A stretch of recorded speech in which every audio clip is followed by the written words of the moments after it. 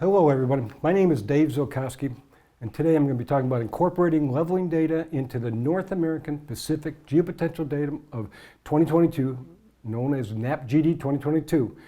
I'm going to try to explain what's important to know and to remember. There's a lot of new things going on inside NGS, National Geodetic Survey, and so I'm going to try to explain what I believe is important, what to remember. This video is sponsored by Geospatial User Group of Florida, as well as the Florida Surveying and Mapping Society, and appreciate their efforts into trying to promote the surveying map and field.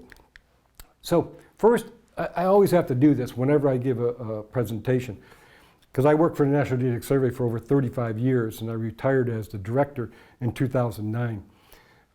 So I want everybody to know that I do not work for NGS anymore. But what I say, I still believe is important, or I wouldn't be up here saying it. But your NGS Geodetic advisor is the person you should contact. I left up the website for him, but in each one of the regions, you have an advisor, and they do work for NGS, and they are the experts, and they will tell you everything that you need to know about the leveling and incorporating it into NAP-GD 2022. Okay, so what are we going to talk about today? I'm going to talk about the information provided in this. This is a technical report by NOS-NGS. They call it Blueprint for Modernizing NRS Part 3, Working in the Modernized NSRS. It's a lot of words. But they call this Blueprint number 3, but they've made a Blueprint number 1 that talks about replacing the NED 83 2011. They've talked about the NAP-GD 2022 in replacing NEVD 88 with NAP-GD 2022, as well as talking about the third one where they're going to be working in the NSRS. Okay? So it should be noted that NGS considers this a living document. Okay? It's changing. They're doing this to set up policy, they're making policy and procedure decisions, and they want to put them out there in the public to read so that the user community can see what's being affected. And part of why I'm here talking about it is to try to explain this is what's in it as of today, which is in November of 2021. So you need to understand that this is now when I'm giving this presentation, but in the future you should check and make sure that it has been updated again. It was updated in February 2021 and it provides information as of that date. But as they go through, they're going to try to keep modifying, or not modifying so much as they've got some of the procedures and policies haven't been finalized. So the next version of it will talk about finalizing some of those. So it provides a draft of policies and procedures relevant to the modernized NSRS. And it's not just the vertical part, it talks about the horizontal also. Provides a user community with many details about what they're trying to do, what are currently available. That's what I'm saying, it's a living document. And then it allows users to provide feedback. I think this is the most critical. I think this is important. I believe that all users should take the time to read some of these, at least highlight the one areas you're interested in. And if you don't understand something, you talk to your geodetic advisor, or you go to NGS directly and ask them, or if you don't like something or you don't understand why they're doing something, you should talk to them and get them to explain to you. They will. They're interested in, they want this feedback. They really do want this feedback. All right, as I emphasized, it should be noted, it's considered a living document. Okay, so now we're going to review some computing of the GNS-derived heights. Just what do you got to do? How will leveling be incorporated into the new? That's the big thing, of how they'll actually do it. And what's really important, what new procedures will have to be followed to get leveling. So it'll be a little bit different than just doing your leveling like in the past. And then how will NGS accept the leveling data? So all of those things we're going to touch on. And reviewing and computing GNS-derived heights. You know, I thought this was a leveling seminar. Why do I have to talk about computing GNSS-derived heights? We're going to get into that, but that's very important.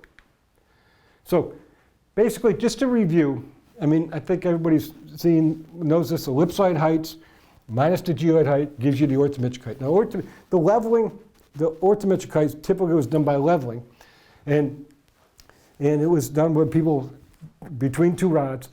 But in today's world, GNSS is giving you the ellipsoid heights, and you got the geoid model. Now you are going to get your own ellipsoid height by following certain procedures with the GNSS equipment.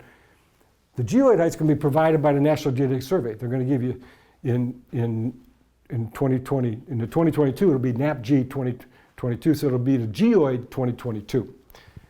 But you provide your ellipsoid height, and then they give you the geoid height. So why will you need to understand about computing GNS-derived heights if you're going to perform leveling in 2022? Now that is a very good question, and it'll be answered near the end of the presentation. Okay, so this diagram is talking about how do you get your orthometric height from leveling. It's just trying to show the relationship that you have between the geoid height that you got over here, your ellipsoid height and your geoid height, okay? And this is ultimately what you want. You want this orthometric height. So this was the equation that most people started with. You see it. And all you're doing is moving around these things. You're moving h over to here, the little h, ellipsoid height, and then the geoid height. But it's all the same. This is all the same, even with ellipsoid height. It's one diagram that tries to explain the whole thing. So it's not difficult. The difficult part is this geoid height. The ellipsoid height has procedures and how you do it. The geoid height is coming from National Geodetic Survey. So in this diagram, we got we're going after the orthometric height this time. So we got the ellipsoid height and the geoid height. And you just use this simple equation. Obtaining that information is not that simple, but that's what you do now. So in replacing NVDA with NAPGD 2022, NGS is saying that in the future, and that's basically 2025 now is the nearest estimate, they're saying if you're going to get an NAV or an orthometric height in NAPGD 2022, you are going to start with a GNSS occupation of a monument. And then, so you'll get your ellipsoid height from, in this case it says NatRef 2022, but it can be any one of these NatRef, any one of the reference. But you're going to get this. You're going to actually observe that, and using your processing or NGS processing, you're going to get an ellipsoid height. And then you're going to take their geoid 2022 from NatRef and subtract them to get the orthometric height. This is what NGS says you're going to do. Now, that's going to be your primary access to NAPGD 2022. It's hard. You got to try to say that 5 times. It's almost impossible. But you're going to get, that's your primary entry into NAPGD 2022 using GNSS and the geoid model. But saying that, the leveling is going to be important. Precise leveling and incorporate the results into NAPGD 2022 is going to be important. Users are going to want that. So NGS knows that. They know that you're going to still want to do leveling. And so they have procedures saying, okay, if you're going to do leveling, then we're going to tell you what we need you to do so we can keep the accuracy that we need and know where you are in there. Because leveling is a differential. As most of you know, you observe a station at A and B, it's a height difference. And then you add to the next and you get another height difference. Well, you got to have something that you start with. And that's where NGS is saying they want that GNSS. They want that to start it. In the past, in NVD88, you're leveled. You started with a benchmark, and you probably did 2-mark tie, 3-mark, depending on your ordering class, that you looked at doing that, making sure it didn't mark didn't move. Then you leveled, and that gave you your connection into NVD88. So in terms of the NAPGD 2022, you're going to enter in and get the GNSS-derived orthometric height with the geoid height to get your starting elevation for your leveling. So now, is this a leveling seminar or a GNSS seminar? Why do you need to understand how to compute GNS heights when I'm going to try to do leveling? Again, that's a great question, and I'm going to get to that in this presentation. So I want to highlight first that gravity is important to use when you do the geoid model. I think most people understand that. If you're looking at how you did any kind of geoid model, you can see that gravity is important. But gravity is also used for estimating leveling derived heights. So in here, in that thing, the same gravity value that's used for doing the geode model in NAP-GD 2022 will be used when you estimate your leveling drive orthometric height.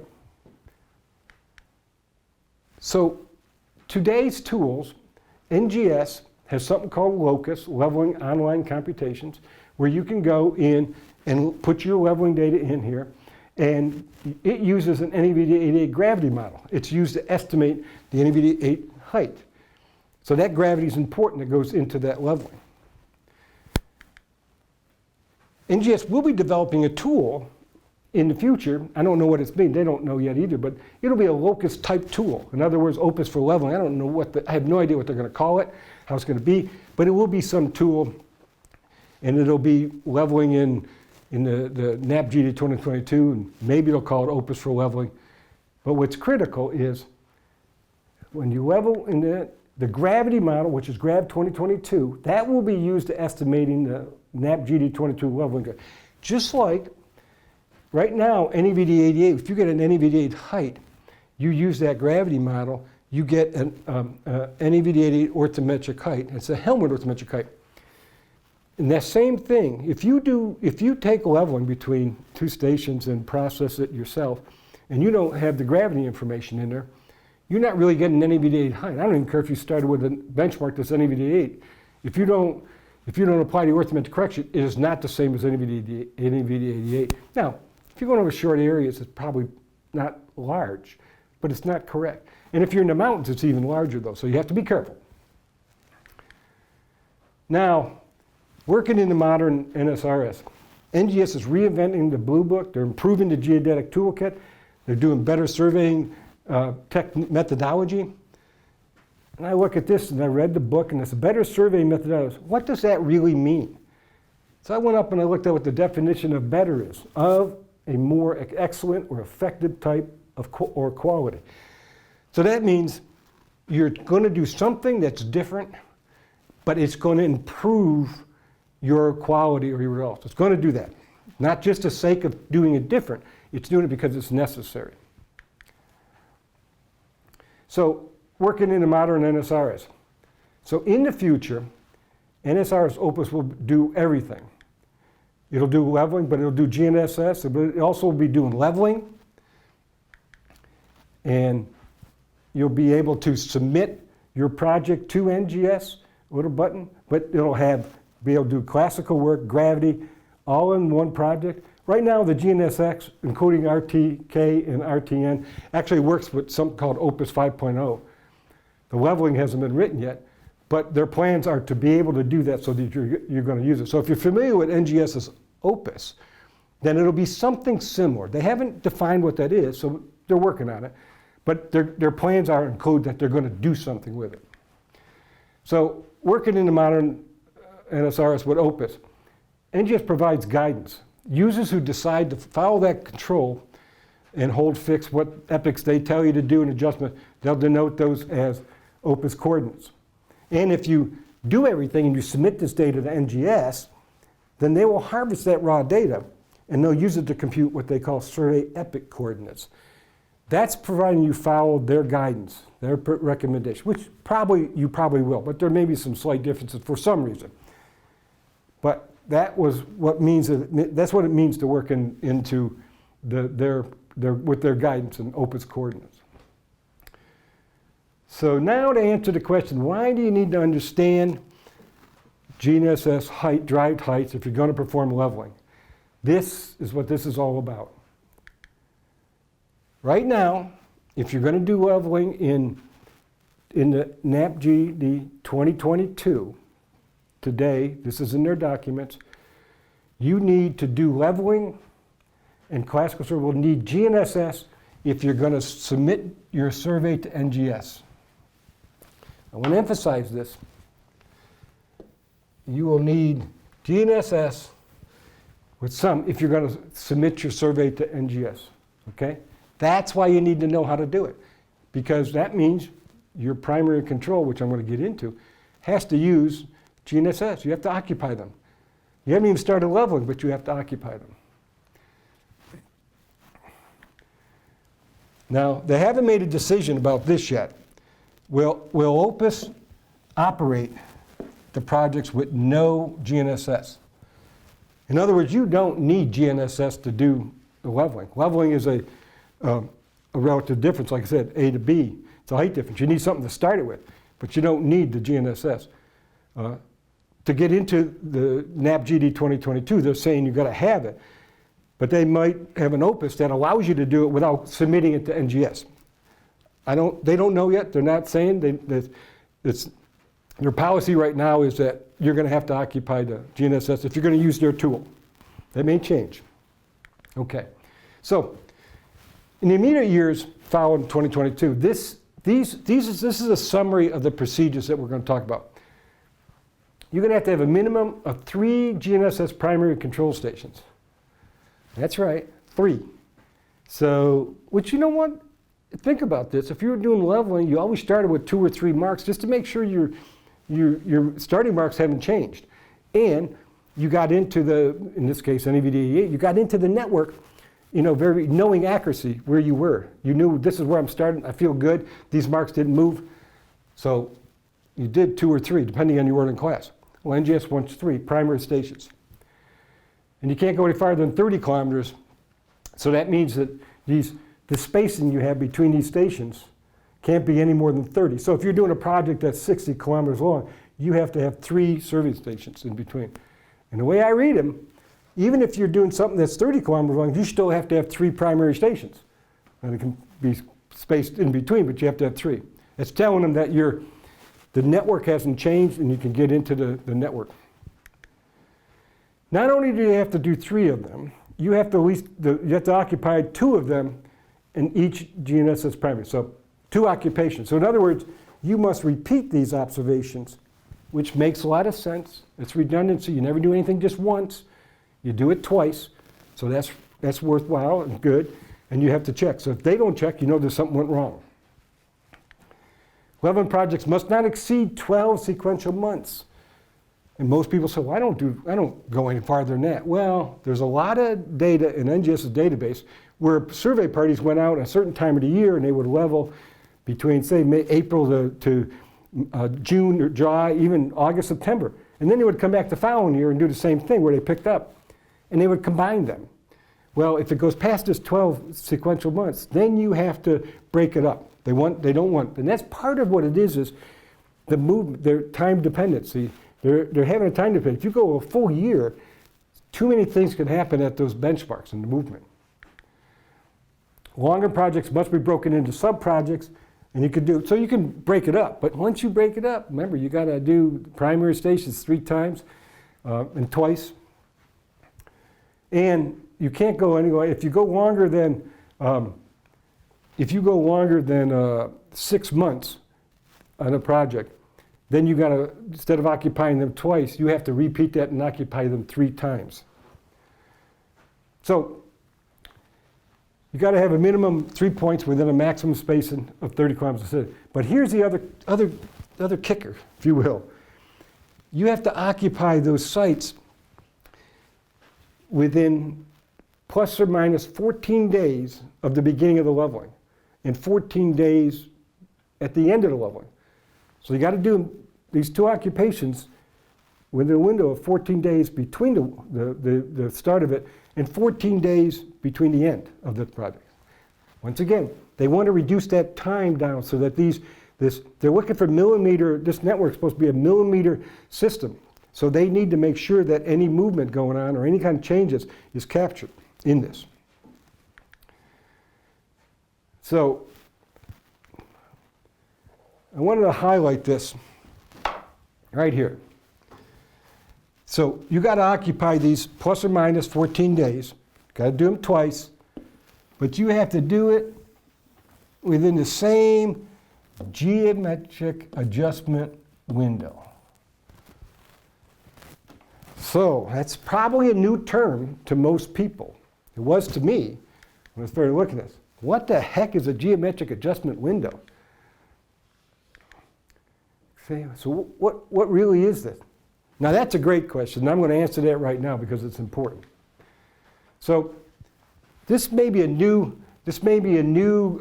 concept to many people about not so much, the geometric adjustment window probably is very new, but that's not what I'm talking about. What I'm talking about is GPS weeks. When the GPS, with the GPS industry, when they started, officially started collecting data and saying that this is operational, January 6th, 1980 through February 2nd, 1990. So the first GPS week was January 6th, 1980. It was a week long. And so that's when they start. And then that was week 0, because they always start with the first week is always 0. And then the week 1 was the next week of that, January, and then a week later. And then the 3rd week, 4th week. All of those were based on what they called GPS weeks. And they gave it a GPS number. Now, what NGS is calling the geometric adjustment window is 4 consecutive GPS weeks. And by the way, that is under discussion about if is it going to be 4 consecutive weeks?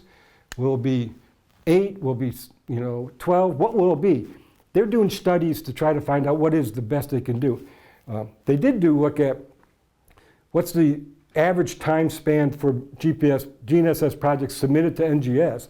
And they looked at that, and that was around 4 weeks. So they figured for 4 weeks it's not a bad time.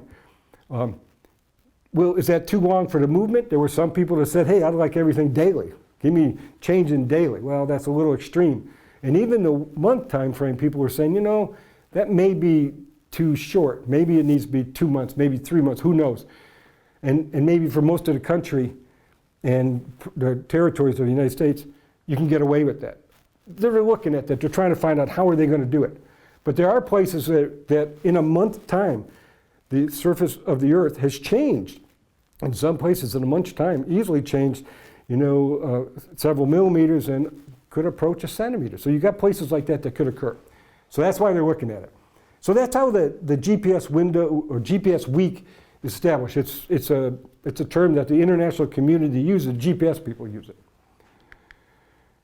Okay, so why process in this geometric adjusted window? NGS, they're trying to get down to millimeter system, okay? That's what they want. They want the coordinates down to millimeter. So if they're going to do that, then they're saying, hey, I got to look for things that are in half a millimeter. I need to make sure that if if there's movement, that I can detect it, or I can model it. So it's harder to model something. The longer you go, the harder it is to model that change. And so that's what they're looking for. That's what they're leaning. So, and this is what this means. So in this geometric adjustment window, you have this time-dependent component that is NAPG 2022, but also in the terrestrial reference frame. So your ellipsoid height's going to have a time-dependent, and your geoid 2022, it will be time-dependent. So all these things. Now the geoid is very, very small, but it's still time-dependent. But the key here is that everything is time dependent, and they're trying to get this down to this millimeter level. So let's go through an example. This example came out of NGS's Blue Book, their blueprint number 3. And this is out of their February 21 version of it. And they give this example, trying to show, well, this is where your leveling begins on January 27th, 2025. So this is where I'm starting my leveling, okay? And that's right here. So he's saying, okay, I start there. So that's when I'm going to start my leveling. But the real important part right now to NGS is, when are you going to do the GNSS observations on these primary stations? So you got plus or minus 2 weeks to do the leveling there or here on your 3 primary stations in this survey project. This is when you have to do it. All these observations must take place from January 13th to February, this is January 13th, right there, to February 10th, right there. Now, in the current structure of the geometric adjustment window, you can see this green tells you about one window, and it's the second one. So in your plus or minus 2 weeks, you're spanning 2 adjustment windows. So you have to look at, let me go back for a second. You have to look at, when you're doing your primary control, are you in this adjustment window or this adjustment window. And you have to repeat this survey. Maybe you got to do it twice. And on those primary stations, you have to do it through the same adjustment window. So say you did A here at this time, you have to do A again in this adjustment window. You can go over here and do priority station B here, but that means you have to do B in that adjustment window. You cannot change the adjustment windows for station by station. Okay, so how do I get this geometric adjustment window? There's several tools out there, but I'm highlighting this one, and I give the website because I like how it was. Thing. So I put in my leveling in January 27th, and you can see you plug in the date of the January 27th, and then it comes back with the GPS week of 2351. You take 2351 divided by 4, and you get 587.75. So the fraction you don't care about, so it's geometric adjustment window 587. So from NGS's standpoint, when they're doing those observations, you start on that date, they're going to expect that you are going to do your leveling, or start your level on that date, that you have to do your, between that date, plus or minus 2 weeks to start doing the primary occupations of your GNSS stations. So, like I said, all the observations must be between January 13th to February 10th, okay? Plus or minus 2 weeks. Now, I want to highlight this because I said it before. You take that green span and the blue span, but it does not have, it's okay to use 2 geometric adjustments for 2 different points. I want to emphasize that so people understand it, because this takes a lot of planning, but it has to. They're going to insist upon this, and whatever this geometric adjustment window is, right now, it's a 4-week geometric adjustment window. They may change that. They may change it to 8 weeks or something. It'll be something like that. But the point being, the concept will stay the same. You still have to do whatever that is. It may increase your window so that it's easier for you to do that, but it's going to stay the same. So I'm just going to highlight a little bit about the project started on January 27th. You go to this kind of calendar. It's right here, and it tells you that you're in GPS week 2351. So there's a lot of tools out there to get what you need. And so, but you're here. That means this is the GPS 4-week GPS adjustment, or the geometric adjustment window for the 4. So you take that, and it's really 2348 is the even multiple of the 4. So 2348 divided by 4 gets 587. That's the even one. All you need to do is look at the station you have there, which is 2351, and you just drop the 0.75, and so you're at 587. So it just gives you the geometric adjustment window under this scenario that they talk about. Now, I want to point out that in January 5th, 2025 is the beginning of the geometric adjustment window. It's here. But notice, just because it's part of that geometric, you cannot observe in this because it's past the plus or minus 2 week of your leveling, even though it's in that window. So you got to make sure that you find out the geometric adjustment you're in, and then you got to be within that 2 weeks of that start date. And then the leveling project was initiated during GPS week 2351, part of 587. Want to highlight here that plus or minus 2 weeks at the beginning of the other one goes into the second 4-week geometric window, which is 588. So it's in 2 different geometric adjustment windows. So you have to, for each one of these primary controls marks that you found, you have the minimum of 2 occupations within plus or minus of the day, but also fall within the same adjustment window. And then a minimum of 2 occupations within plus or minus 14 days of the end of the leveling, but also fall within the same geometric adjustment window. Okay? So just highlighting what all this means, going through that you have to do both, but you must perform your observations between January 13th and February 10th for the first one, for being between plus or minus 14. So the leveling, once you start, you can go and do what you want. But you have to have these primary stations done during that time. Now, this is another way of looking at the diagram that showed February, January observations. So the project started, and you go into February 10th, after it's 2 weeks, so it's on the other side of your thing. So in other words, you started January 27th, so you got plus or minus 2 weeks. So this is 2 weeks. This is 2 weeks here, okay? You go 2 weeks here, and then you got 2 weeks here. So between that, now you're going to level and do all your leveling, whatever you want.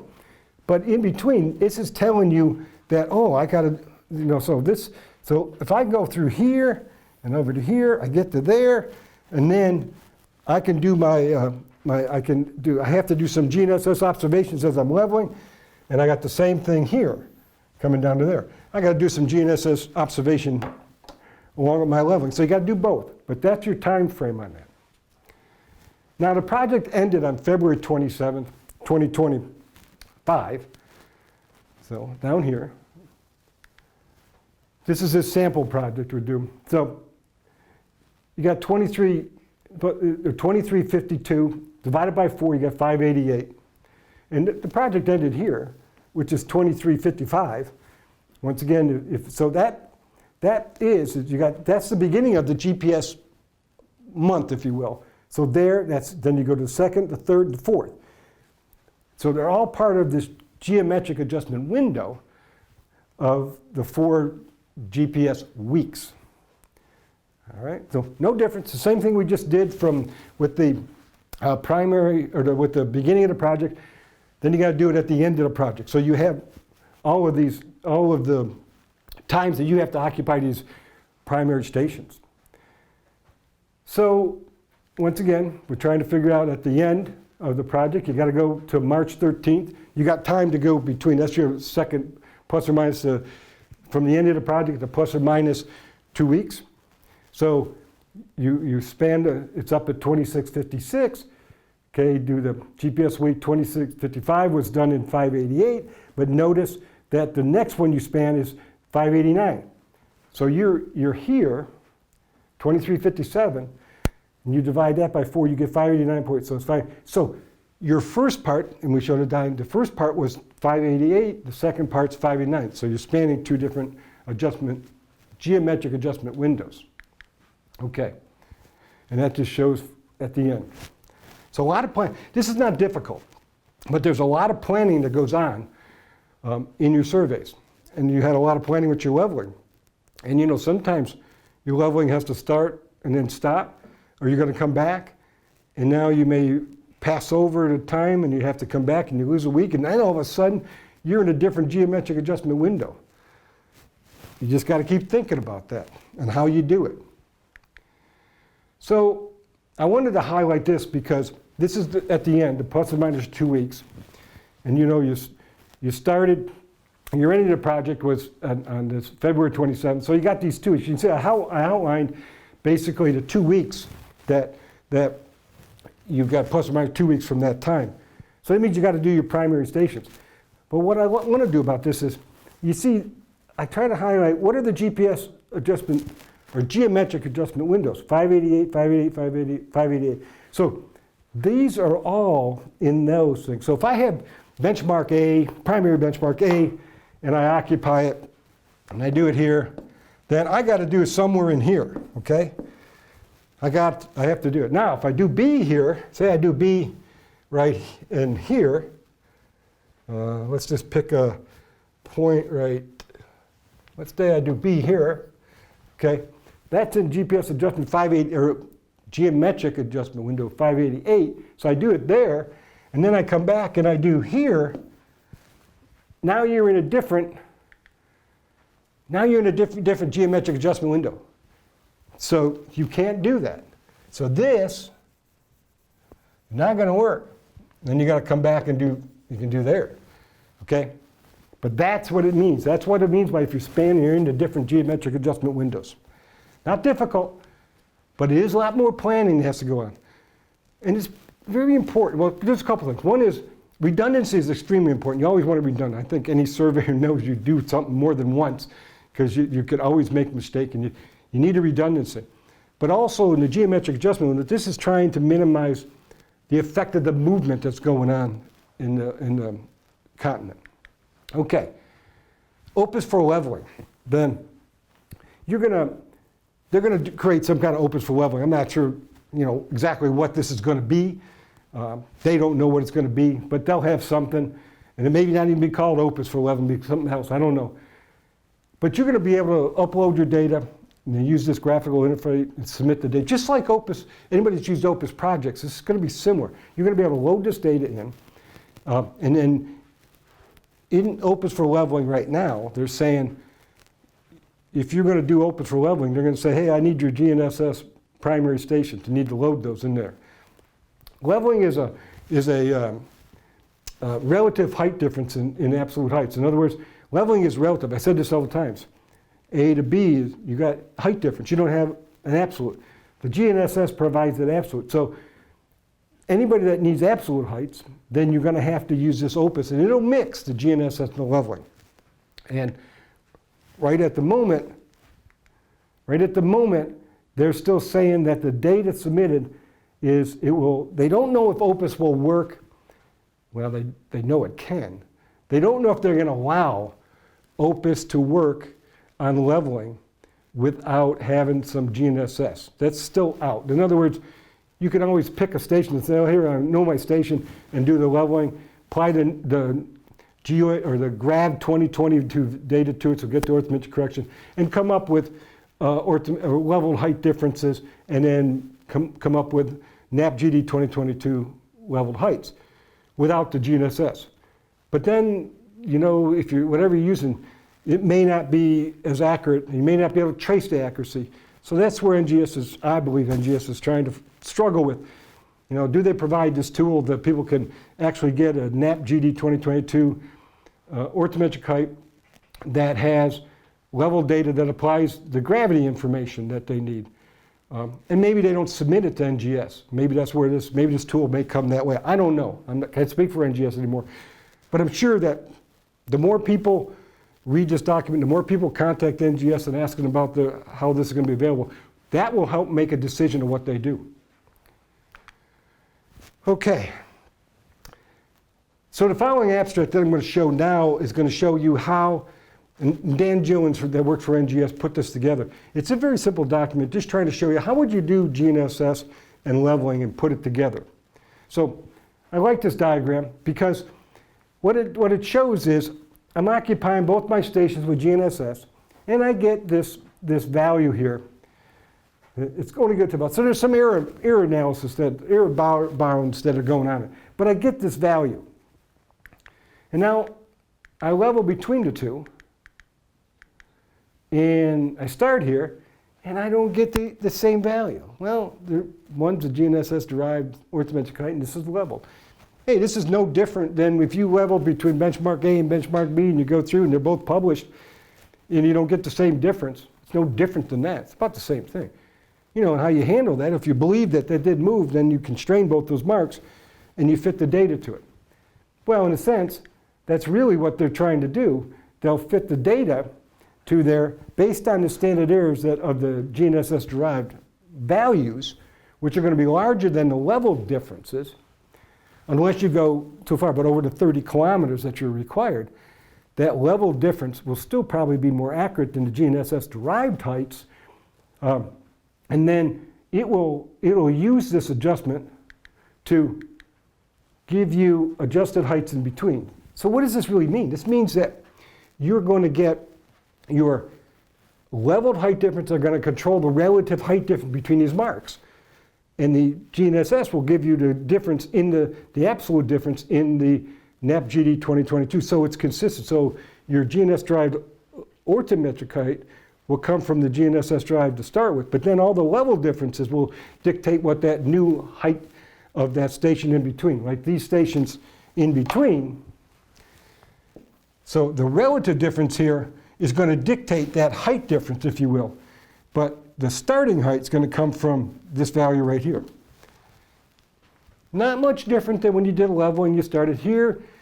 In the leveling, you always trusted that starting height was a NAVA published benchmark. And then you had 2 or 3 of them, and you checked between them. That's all NGS is trying to do. So how is this really done with GNSS and adjustment following the 2022 procedures? You got to have 3 primary stations. You got to perform the GNS survey plus or minus 2 weeks at the start of the leveling. And you just level, you keep leveling, and you can perform on this station between plus or minus 2 weeks. This one, and remember, you're doing them all within, this was in the same geometric adjustment window. This is in the same geometric adjustment window. This is in the same geometric adjustment window. Okay? That's what you have to do. And this you perform leveling survey in less than 6 months. If you go over the 6 months, then you must observe all of these 3 primary stations. You would have to observe them again, twice again, under the different adjustment windows. That was just possible, but the policy. I would suspect that most people would do leveling, and within 6 months you'd call that's my section I'm doing. Okay, that's at the beginning of the project. So now, at the same time, you got to do the same thing within 2 weeks at the end of the project. So you're doing your leveling between it, but at the end, you're going to do these primary stations that you say within 20 kilometers. You're going to perform in, once again, less than 6 months. Go over to 6 months, you got to have that third one again. Okay. So what does this really mean? The connection to NAPGD is obtained through GNSS and a high accuracy geoid model. Geoid, in case of NAPGD 2022, it's geoid 2022. That's your network accuracy, if you will. That's what they're saying. That's how I can get it, and I can give you a network accuracy. Is it good to 2 centimeters, 3 centimeters? Is it good to 5 centimeters? It's going to tell you. That's the network accuracy. The accuracy of the height differences are provided through the leveling data. And that's your local. So you're still going to get this. Then this is very, very accurate. You start doing these, you take those measurements, and those measurements they're better than tenths of millimeters. Okay, so by the time you go there, say you go a kilometer, you're still better than a millimeter. That is going to dictate the height difference, because the network, the GNSS is for the network accuracy. The local accuracy is through there. So you're still going to have the really accurate height differences. But it's going to be, when you get into the NAPGD 2022, they will be consistent. Combining the leveling and GNSS also increases the redundancy, which in a survey network is always a good thing. So that's part of what they're trying to do. So let's review some of the major points that we're going after. NAPGD 2022, GNS-derived orthometric heights will be determined using GNS ellipsoid heights and geoid. I can't emphasize this enough. This right here, you're going to use the ellipsoid heights and a geoid in this equation to get your NAPGD 22 GNS-derived orthometric height. That is what you're going to do. You're going to generate whatever you do, however you get your ellipsoid height, and you're going to subtract the geoid 22 model, which is going to get given to you by NGS. But that's what you're going to do. That's all GNS-derived heights are going to be done. Gravity is important for computing a geoid model, and it's important for estimating leveling-derived heights. A lot of people don't understand that leveling-derived heights, orthometric heights, are important to, gravity is important to getting leveling-derived because of the orthometric correction. Now, if you're in a very flat area, maybe it's not as critical. You get anywhere in the mountains, it becomes extremely important. But it's a small correction, but it is a correction. And technically, if you don't apply it, like today, if you don't apply the gravity, you don't have an NAV88 height. And you got to use the NAV88 gravity, by the way, to be consistent. And in the future, if you don't do Grav 2022, you will not have a NAPGD 2022 orthometric height. Okay, continuing on. Leveling and class of surveys, they'll need some GNSS. If anything else, you go, NGS wants everybody to occupy with the stations with GNSS, because that's really how they can get the network accuracy. That's really how they can tie it throughout the whole system and give it some kind of network accuracy. If you got leveling, you have a relative accuracy. You don't have that network. It's local, but it's relative. And really big thing, in the immediate years, and this may change, okay, I'm just saying right now, in their latest version, which is the 2021 document, so in their future version, they may change this, but right now, it's a minimum of 3 GNSS primary stations, maximum spacing of 30 kilometers between these stations, as I outlined, at least 2 occupations of each DNS primary control. So you got the 3 primary controls, and as far as I read it, it's no matter how much your space, maximum space of 30 kilometers between them. And you can go shorter, of course, so if your leveling is only 30 kilometers, you put one at the beginning and end and one in the middle of 15 kilometers. But you still got to occupy them twice. Once again, twice in the same geometric adjustment window for each point. So the geometric terrestrial frame has a time-dependent component. It's moving. And so will the geometric adjustment datum. Geoid's going to have things. So this is part of the terrestrial reference frame. It's going to have a motion. But the geoid is also going to have a motion. It's going to be time-dependent. So your NAP-GD 2022 is time-dependent. This is a small change, but it's there. Now NGS is developing models and tools to facilitate all this. They're going to try to make this transition as easy as possible. Once again, I would encourage everybody to contact NGS, your regional advisor, talk to them about this new reference frames and datums that they're going to do. And if you read this document or you're asking questions and you don't like something or you don't understand how it's going to happen or you don't understand what kind of tool you need that they may give you, then you ask them about it. You talk to them. They want your feedback and they want the transition to be as smooth as possible. So one final thought that I'm going to leave you with, and this is from an intelligent individual. At least he believes he's intelligent. He's my brother. Okay, my brother and I get together twice a year. We travel around. He lives out west, so we don't get to see each other. But we always try to get together and we travel. And he said to me one time on our travels, if you geodesists did it correctly the first time, you wouldn't keep performing adjustments and changing values. Just do it right the first time. He's a medical doctor, so he doesn't have the luxury of making changes or something. He can't go in the middle and say, oh, I think I'll change this. He's got to work it. But my response to my brother was that life is a continuous process of adjustment. And what I mean by that is if you're going to improve, or you're going to change how you're doing something, you don't change for the sake of change. You change because it's going to make something better. It's going to make something easier. It's going to make something more accurate. But you change for those specific reasons. And that's what NGS is doing right now with this new reference frame. They're changing it to make it better. There are going to be some bumps along the way. There are going to be some changes. There are going to be some issues that you as a user are going to have to deal with. I would recommend you please contact your advisor to talk to about this. I want to thank the Geospatial User Group of Florida, as well as the Florida Survey and Mapping Society for sponsoring this video. More important, I think what they're trying to do is they are trying to educate the user community years before, and it's not many years, but years before this is coming out. Now, this video is basically the end of 2021, and so the new reference frame, the latest that they say is going to come out in 2025. That's like 3 years away. I've been talking about this reference datum for almost a decade, I guess, pretty close, and it's gone by quickly. It's gone by so fast, so it's going to be here before you know it. And one final thought. I always like to say this in everything I talk about, because I'm a geodesist. Geodesy provides the foundation for all geospatial products and services.